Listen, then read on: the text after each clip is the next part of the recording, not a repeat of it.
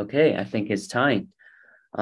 Welcome everybody to our weekly info sessions. This week, we're very honored to invite Carla she's the admissions counselor of Ottawa University, and we're going to talk about Ottawa's graduate programs, basically, and also their new doctor's program as well. So basically, we're going to go through the EMBA and DBA programs at Ottawa University. We're going to go through application requirements, tuition, applying for a CPT, and also we're going to have a live Q&A session with an official representative, which is Carla. And if you have any follow-up information questions regarding Ottawa University or Day One CPT, feel free to scan the QR code on the left for WhatsApp, on the right for WeChat. So before we jump in, I want to quickly talk about GoElite, our company. We are located at Los Angeles. We are a professional consultancy agency. We're dedicated to help international students to thrive in the US with an extensive partnership with over 50 universities.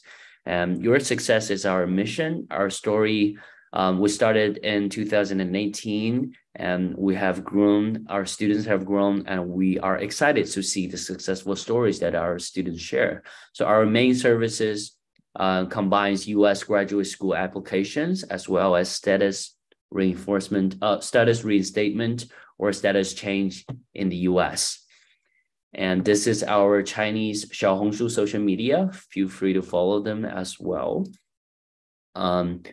Our mission is to make students' American dream come true. And of course, our vision is we provide exceptional, timely, and professional consulting services. Our value is always international students come first. We always prioritize to provide efficient and high quality consulting services. And we are certified by AIRC, one of the biggest certification in the US, which makes us the 6th AIRC certified agency in the US. We are on Google reviews as well. Feel free to check us, GoElite Inc. on Google reviews to see how our students talk about us. And below is our contact information. And without further ado, I'll leave the time to Carla to go through Ottawa University's. And thank you, Carla, for hosting this info session with us as well. Thank you, Ryan. I am so happy to be here, and I'm really looking forward to talking to the students and sharing the information about the EMBA program and the DBA program at Ottawa University. It looks like I'm not sharing the screen that I want to, but here we go. We're right where we need to be. So I am going to talk to you all about Ottawa University's graduate degree programs with CPT that starts on day one. We have an executive MBA program, and then we also have just recently added a Doctor of Business Administration program that also integrates CPT into the degree program. And we first of all, we love working with GoElite. I was just telling Ryan before we got online how much we appreciate the quality of the students that we work with from GoElite and how great you are to work with. And we also really appreciate working with Ottawa University. It's truly an exceptional organization, and we're really happy to be a part of that. Ottawa has been around for quite a long time. It was founded in 1865, and it started originally in Kansas, in this really small campus. And then it is expanded with campuses in Surprise, Arizona, which is basically Phoenix, Overland Park, Kansas, which is basically Kansas City, the Ottawa University campus, which is in a small town not far from Kansas City. And then we also have a campus in Brookfield, Wisconsin. So that is fantastic because it provides locations that are convenient to students from, most regions across the US. Another thing that I know is really important to you is Ottawa's accreditation. It's accredited by the Higher Learning Commission. So that's regionally accredited, which is what you're definitely looking for. And then the executive MBA program is designed in an executive format.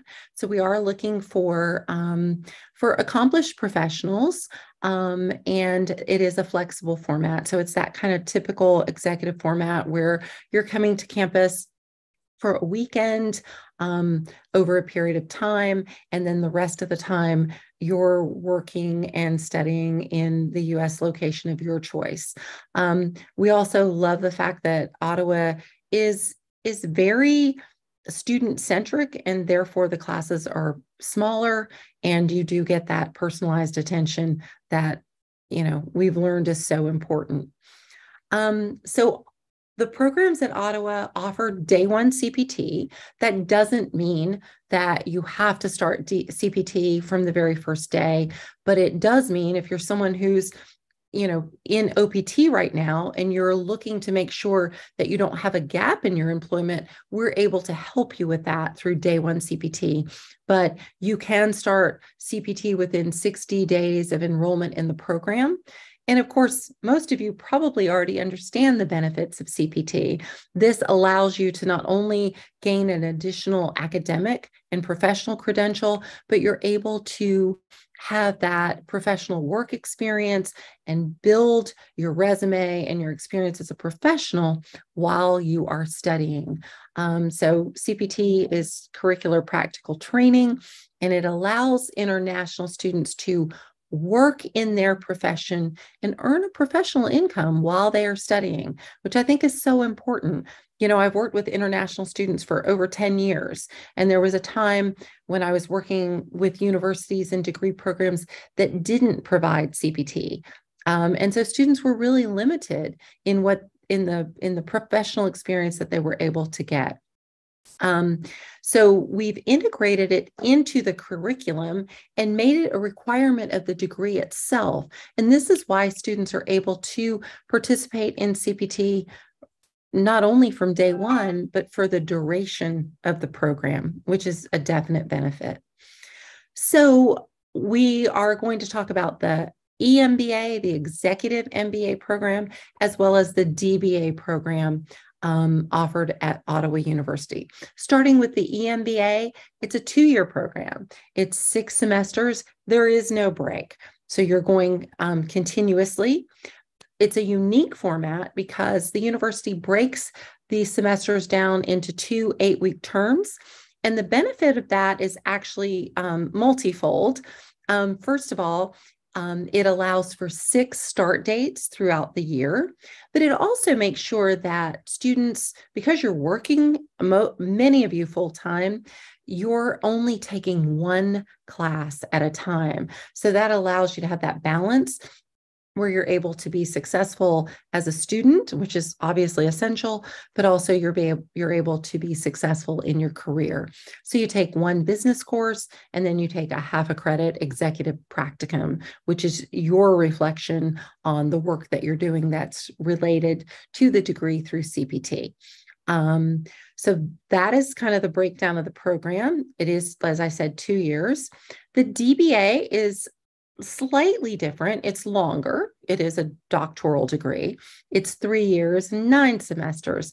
But similarly, you're going to take 2 3-credit courses at 8 weeks at a time, and you're taking those 6 credits per semester. You are coming to campus with the EMBA and the DBA for 1 weekend every 8 weeks. So that's awesome because the rest of the time you are living and working in your location of choice. And then you also get that benefit of face-to-face classes where you're able to interact and develop those relationships with your professors, as well as the students who are in your cohort.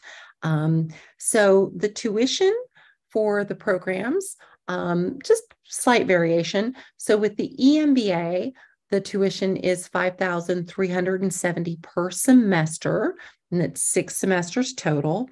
And then the DBA is $5,525 per semester, 9 semesters total. The other program that we offer is an executive MBA in cybersecurity for managers. So if you're not someone who's coming from a really high tech or cyber background, it's still a great degree program for you because it's cybersecurity from the management perspective. We also offer a certificate of advanced graduate study, which is after you've completed your EMBA, you could actually tack on an additional credential with that management in cybersecurity. There's an additional fee for that, which is $750 for the 5 courses that you take in cybersecurity.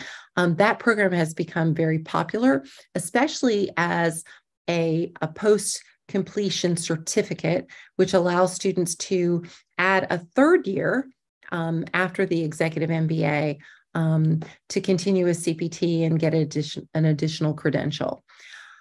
So one of the things we love is that we have, with the EMBA, we have 6 start dates throughout the year. So that is designed intentionally because we know so many of our students are on OPT and they need those entry points to avoid a gap in their employment. So if you look at the screen, you can see we have 2 spring starts, one in January and one in March. 2 summer starts, one in April, and we have one upcoming in June. So at June 23rd, if you're someone who is looking to start this summer, there is still time to submit your application for that 2nd summer start. And then we have 2 starts in the fall in August and October. You can reach out to HMS at Ottawa if you want additional information. But more importantly, we want you to reach out to GoElite. They have those QR codes on the screen and they will help you connect with us. And then we will happily help you through the application process. We also have 4 campus locations, which is also really convenient.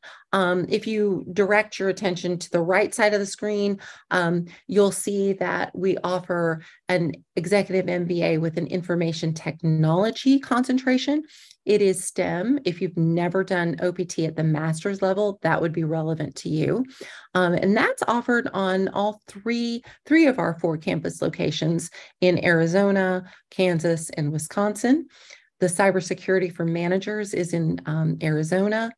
Business data analytics is another program that is incredibly popular, offered in Kansas. And when we say Overland Park, Kansas, as I mentioned, that's right near Kansas City, super close to the airport, which is something I appreciate. Since I'm actually based in Florida, I am always flying to the different campus locations, and I love the convenience to the airports. Everything is usually within 30 to 45 minutes of the airport. We have an operational effectiveness, which is kind of your traditional MBA program, human resource kind of program, also in Kansas, and then Arizona, and then also healthcare management, which is very popular. We have a number of students with nursing degrees, we have doctors, and we have dentists who are in that program. I've already talked about the Certificate of Advanced Graduate Studies in cybersecurity. And then we've touched on the DBA, which is offered at the Ottawa, Kansas location, also super close to the Kansas airport. So obviously you're going to be very interested in the admission requirements. We send you the application form. It's something you request through us. We have a link for you. There's absolutely no application fee. And then if you are a student who has a U.S. degree, you do not need to submit a statement of purpose for the executive MBA program. But if you are If all of your credentials come from your home country or a country outside the US, you do need to provide a brief statement of purpose. How does that EMBA fit with your plans and your goals? We do need your degree certificates and transcripts. Again, if your degree was in the US, we're more than happy to accept your US credentials. Just make sure that degree statement and transcript includes your conferral date and the degree that was conferred. If you have a degree from the US, we only need one letter of recommendation, and that's pretty standard. We don't need professors. We know so many of you are working, so we're just looking for a letter from a colleague or a manager who is telling us how fabulous you are and how you'll be successful in that EMBA program. If you are applying from outside the US, we're just looking for two letters of recommendation. They do have to be recent, so you can't recycle a letter of recommendation from a previous application. If you're in the US and you have a US degree, we don't need proof of English proficiency. But if you are applying from outside the US, from most countries, we are going to need a TOEFL, IELTS. We also take Duolingo test of English, which I'm a huge fan of because it's affordable and it's very fast. So we'll take a Duolingo with a score of 105 or higher. And then obviously we need your passport, your F1 visa, if you have that, your I-94, if you have that as well. And that's for students who are in the US. And then, we do require a financial statement. A lot of times students are unclear, like, why do we need a financial statement from you? But that is a USCIS and SEVP requirement because even though you're transferring a CVIS in the US, you still need to show that you can afford 1 year of tuition and living expenses. Similarly, if you're someone who is just getting an F1 visa, we need that because that's going to be really important when you go for your visa interview. With the EMBA and the DBA, the EMBA is an executive program. The majority of our students are actually coming with a master's degree already under their belt. So professional experience is really important. If you have a bachelor's degree, Ottawa often asks for 5 to 7 years of work experience, but if you have less than that, don't let that discourage you from applying. Definitely reach out through GoElite, and then you and I can have a conversation about whether you could meet that criteria. It's truly an extraordinary program for business professionals and for international students. Similarly, the DBA is looking for work experience. And then they're also looking for what they call a statement of commitment, which I think is so important because this is a doctoral program. It's going to be more rigorous than a master's program. And they want to make sure that you understand that you've kind of figured out how are you going to balance your work, life, and academic expectations. So that's really good from the university standpoint because they want you to be successful, but also as an exercise for you because it lets you see, is this something I'm really ready to commit to? They're also looking at the DBA level for your resume and your statement of research interest, because you are going to do research as a part of this degree program. So what do you want to discover? What do you want to explore? So those are some of the basics. In terms of deadline, if you are an F1 student, even if your F1 visa has expired, but you have an active CVIS record, you are set to apply. And we always tell you that we'll accept your application 2 weeks prior to the start date. And we'll even accept it later than that, but we discourage you from doing that. But we always encourage students to apply as early as possible because you do have that CVIS transfer if you're in the US, you have your CPT authorization, and all of those things are nice to have some time to prepare for. But we'll work with you up to the deadline, but we do want you to have a smooth and easy process. So often students ask about financial aid and scholarships. And I always like to go into a little bit of detail about this because it makes perfect sense that you're asking about that, because that's the most traditional form of funding. Before I started working with our company and Ottawa University, I worked at other colleges and universities in international admission, and we always offered scholarships. But with that came so many limitations. International students, are not able to work, or if they are, they can only work in very low-paying jobs on campus. One of the reasons that I started working with our company and Ottawa University was specifically because of this program, because you are able to participate in curricular practical training from day one and actually work in your field of study and expertise, and you're able to earn a professional income. All of that to say, we have designed this program so you don't need a scholarship or financial aid, because you're going to be living and working in your field of study, earning that professional income. And, we have all done everything we can to keep the tuition cost as low and reasonable as we possibly could. So we was my long answer for we don't offer scholarships or financial aid, because we offer something so much more meaningful and valuable, and that's curricular practical training throughout your degree program. So not only are you earning your income, but you're also building a resume and creating those incredibly important professional connections. So that was a basic rundown of what you need to know about the Executive MBA at Ottawa University, as well as the newly launched Doctor of Business Administration with CPT as early as day one, the admission requirements, and the start dates, as well as the tuition. I'm going to wrap that up because we want to open things up to your questions and be able to assist you with that. Thank you. Thank you so much, Carla. And just give me one quick second. We'll jump right into our Q&A session.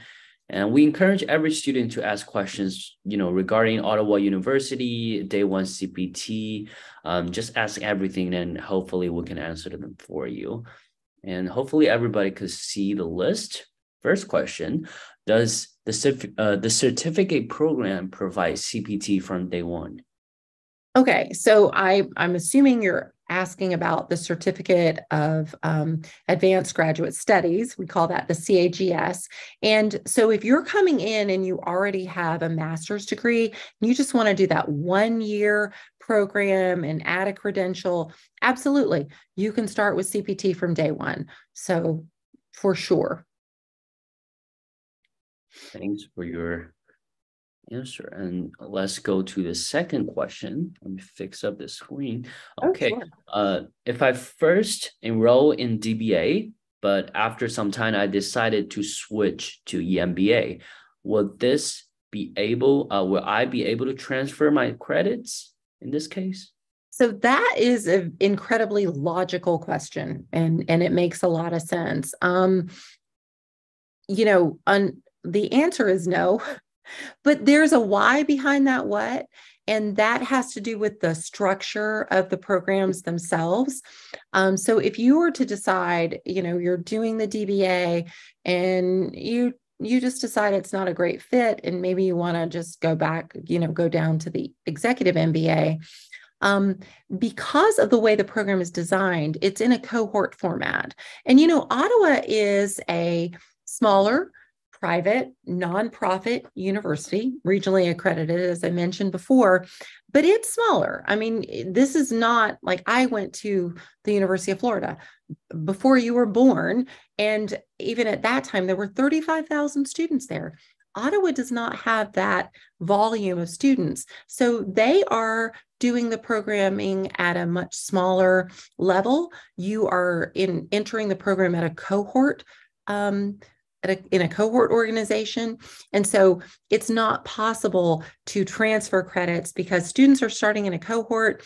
The classes are offered in a rotational basis. And, we couldn't help you maintain your status as an F1 student if we were able to transfer those credits. So a little bit longer answer, but I wanted you to understand the rationale behind it. Thank you so much. Let's go to number 3.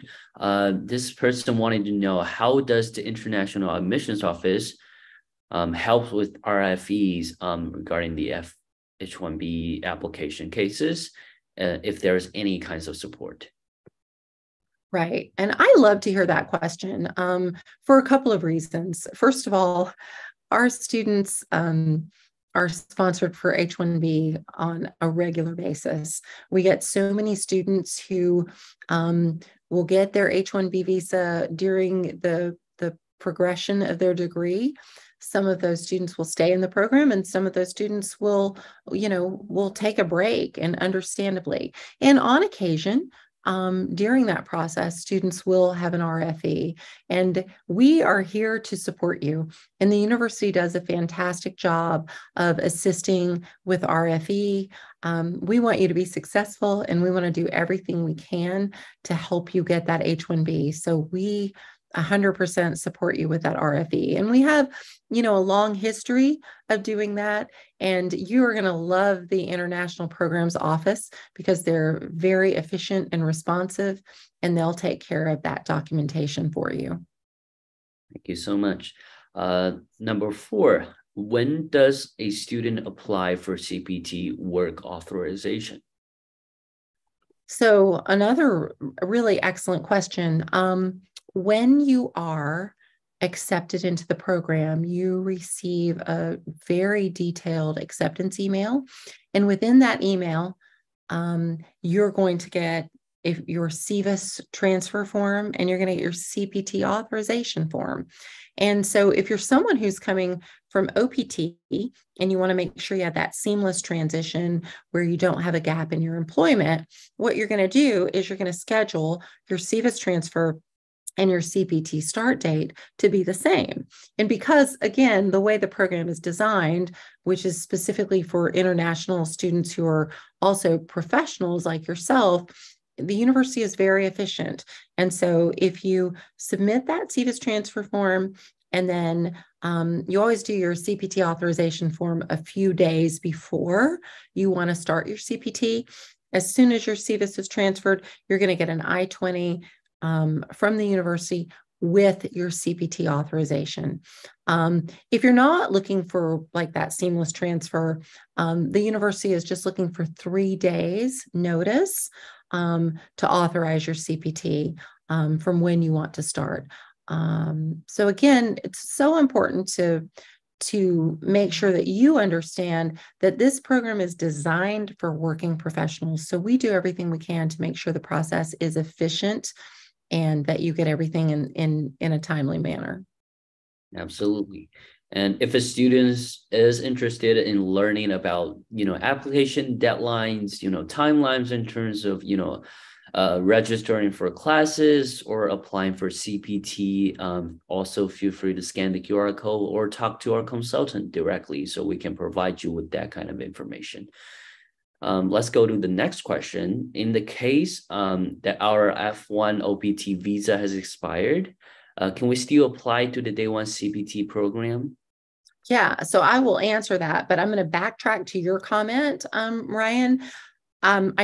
I can't encourage you enough to reach out to GoElite because they truly are an exceptional partner, and they're going to give you the information you need about deadlines, and they're going to assist you in the entire process. So they're a wonderful partner to work with. And we, like, as I said at the outset, we really appreciate working with you and with students who work with GoElite.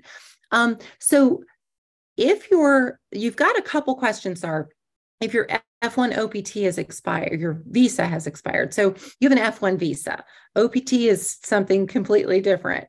But so let's break this down into 2 parts. If your F1 visa has expired, not a problem. you're on an active CVIS, you're doing OPT, you do not need a current F1 visa to transfer your CVIS record and begin your CPT in the degree program. So that's not a problem at all. So that's one part of the question. And then the second part, let's say you completed your OPT. You're no longer working for that company, but you still want to stay in the US and you're within that grace period. You're transferring your CVIS record within 60 days of completion of your program, and you're going to start your program within 5 months. Absolutely. Whether your F1 visa is active or whether it is expired, the key there is making sure that you keep your CVIS record active and in good standing. So if you've completed your OPT, no problem, but you just want to make sure you transfer that CVIS record within 60 days. Thank you so much for the answer.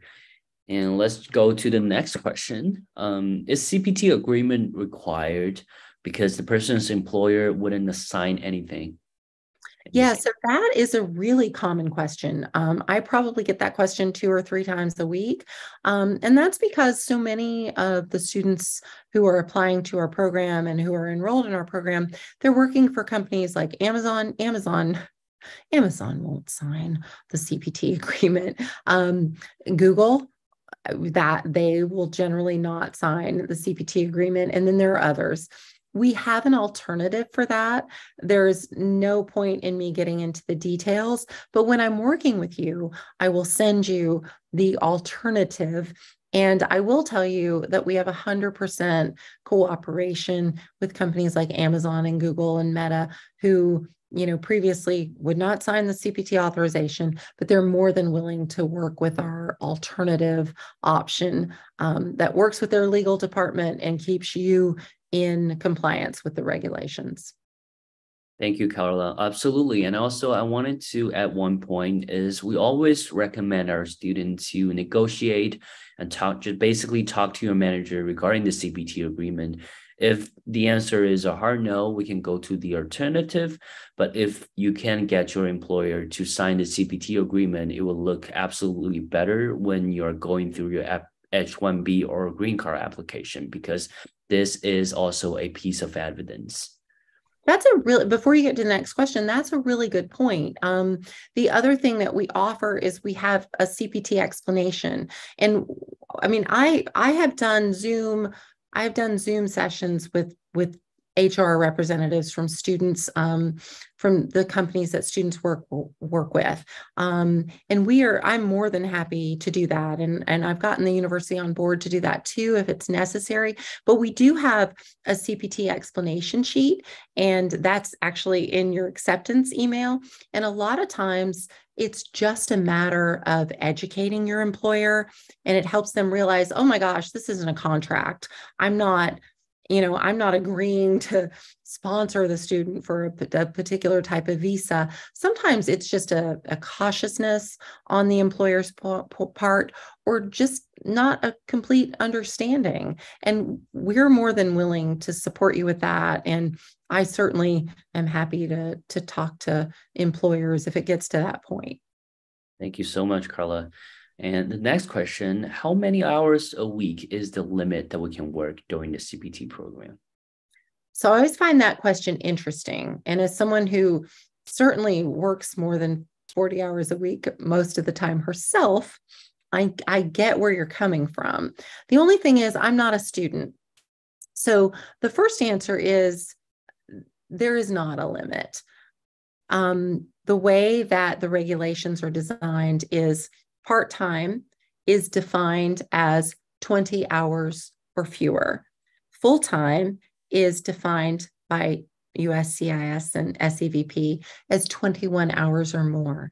The only thing I would say to you that I think is so important to keep in mind is that you are also a student and you have to maintain good academic standing. And this is a legitimate and valuable credential that you're adding. So you do want to make sure that you're not working so many hours that it's going to compromise your mental health. It's also not going to compromise your academic standing in the program. So while there is not a limit, would also caution you, to be aware and conscientious of what you can actually manage. Although, you are young, you can probably do a lot. Thank you so much, Carla. Let's go to the next question. Can I travel abroad from the USA for vacation during my CPT program? So I really like that question because sometimes I feel like students are paying so much attention to CPT that they lose sight of what your travel is about in your visa. You have an F1 visa. If your F1 visa is still valid, you can travel, have a great time.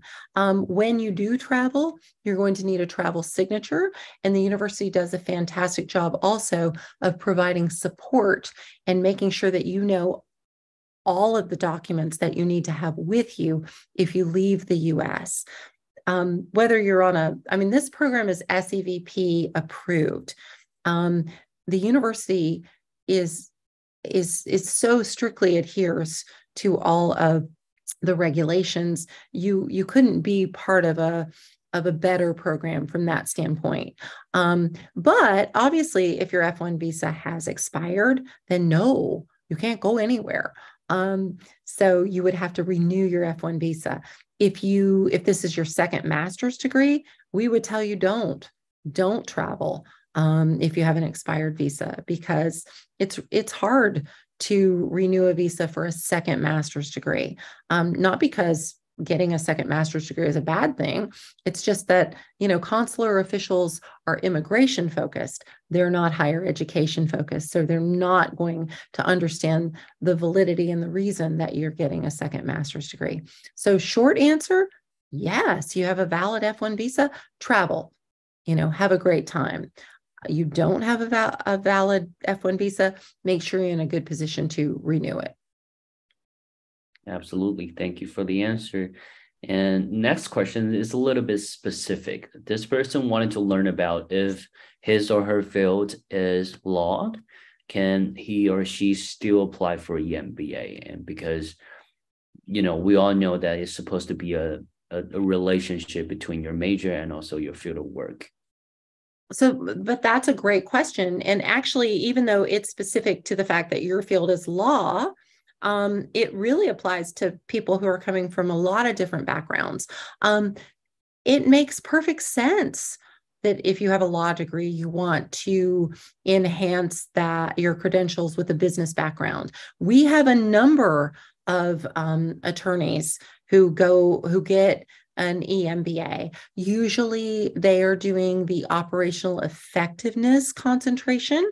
But if there's a particular area of law that you're working with that, has analytics or other aspects, another concentration might be relevant. But we get a number of attorneys who do the operational effectiveness MBA, and it fits it.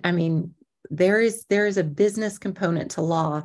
And I'm glad you asked that question because, our students come from a variety of backgrounds. I have students who are in media, who are in graphic design. I have software engineers.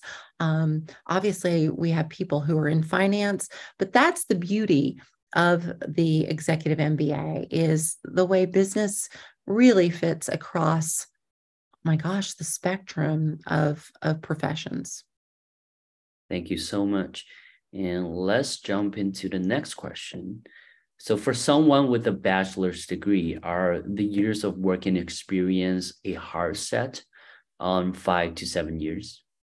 So if you have a bachelor's degree from a U.S. university and you have 3 years of professional experience, I would encourage you to apply to the program. If you have a bachelor's degree from a university outside the U.S., and you have less than 5 to 7 years, I would still encourage you to apply. But we would just need to look at your experience and your situation individually. But again, if you're 3 years plus, whether your degree is from the US or from your home country, it absolutely does not hurt to apply. Absolutely. And we on our part as GoElite consultancy, we always recommend our student to apply, because applying through us, you get a application fee waiver, which basically means no cost to you. And also you got to work with amazing people like Carla, so that they will look right into your application materials and tell you if you are qualified for the program. So no harm for applying for the program at all. And let's go to the next question. Can I apply for CPT during the semester? Oh, sure. The only thing that, I think it's important to know is that once you start the program, because it is an executive MBA, you have an executive practicum, and they really actively integrate what you're doing in your profession with your field of study. There is a requirement that you have CPT within 60 days, but there is no requirement to have your CPT on the first day. So sure. Absolutely. Thank you so much. Next question. For those who are currently on H-1B, what is the chance of successfully changing to F1 status with no RFE? Oh, we get a lot of students who were on H-1B and then they're looking to change to F1. You kind of get into some details with that. If this is a second master's degree, the students who are successful with that are the students who choose to do, but I'm not an immigration expert. Let's start with that. So I can just give you some historical information. The students who are on H-1B and the EMBA would be a second master's. The majority of those students will apply for change of status while they are in the US, so they will not leave. If you are an H-1B, and you want to leave the country, that's where we would recommend that you apply for the Doctorate of Business Administration program. We have a really good success rate for students who will go outside the country for stamping from H-1B and then going back to F1. But, those are specifics that we can talk about in an email and that you can also discuss with GoElite. Absolutely. And I also wanted to address, as in GoElite, we work with lawyers as well as students who are facing their decisions whether or not to do a H-1B status transfer into an F1. So we had a substantial amount of experience in terms of this field. Just talk to one of our consultants and hopefully he or she will guide you through this whole process. And next question. I'm currently enrolled in the University of North America, which is accredited by ACICS. Does Ottawa accept students from such institutions? And I also have a previous master's from a regional accredited university. So that is something that I really appreciate about Ottawa. While Ottawa is regionally accredited, they will accept students who have degrees from nationally accredited universities, which is great because that is not always the case. So that's a really good question to ask. Ottawa is excellent about that. Of course, it helps that you have a degree from a regionally accredited university. That's wonderful. And just for your information, the United States Department of Education looks at nationally accredited and regionally accredited institutions as equal, but that is not always the case across the board when it comes to admissions. And that's something we appreciate about Ottawa. They will definitely accept that. Thank you so much for the information. Next question. Even though we know we don't need a job for the visa, but can we still change jobs during the CPT program? Oh yeah, you can completely change jobs. The CPT is truly a benefit, and it is something that is integral to the degree. And so there's not a restriction on you changing jobs. So if you find a better opportunity while you're enrolled in the program and employed through one employer, but you get a better opportunity and you want to change that, that's fine. You will have to go through the same CPT authorization process. So when you have CPT authorization for one employer, That is specific to that situation. If you change jobs, you're going to renew your authorization and update your I-20, and that'll keep you in compliance. But absolutely, you can do that as often as you need to. Not a problem. Thank you so much, Carla. Let's go to the next question. Can I work 2 part-time jobs on day 1 CPT? Sure. You absolutely can work 2 part-time jobs. What you cannot do is you cannot work a full-time job and a part-time job. You can't work 2 full-time jobs, but 2 part-time jobs basically equals 1 full-time. So that's not a problem at all. Also, we just wanted our students to keep in mind that because you're under the F1 visa and the government would assume that your priority is to, for education. So absolutely, you can do 2 part-time jobs, but just keep that in mind. And you should always go to classes and finish your homework and stuff like that. And that will get you okay with, your applications on H1B and those cases.